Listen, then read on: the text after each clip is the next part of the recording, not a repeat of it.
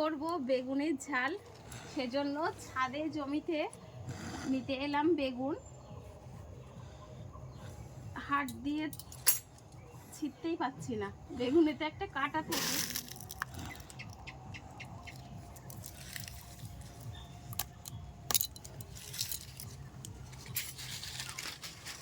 তো এই দুটো বেগুন হলো।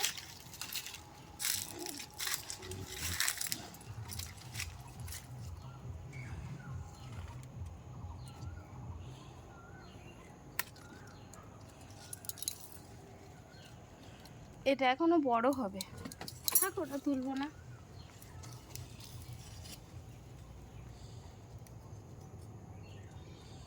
আর এগুলো ছোটোর থেকে না তুললে না হনুমান এসে সব খেয়ে যাচ্ছে, সেজন্য তুলে নেওয়াই ভালো।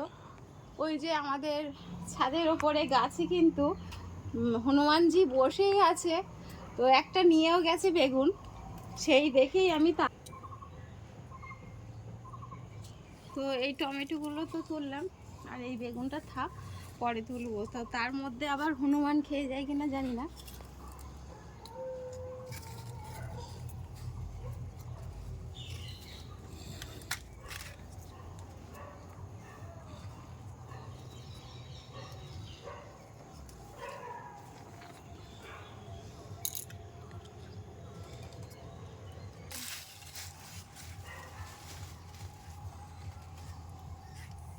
এই গাছটায় একটা এতে দুটো বেগুন হয়েছে, তো এটাকে কেটে নেব। তো ছাদ থেকে কিন্তু এই বেগুন আর এই টমেটোগুলো তুললাম, আজ করব বেগুনের ঝাল।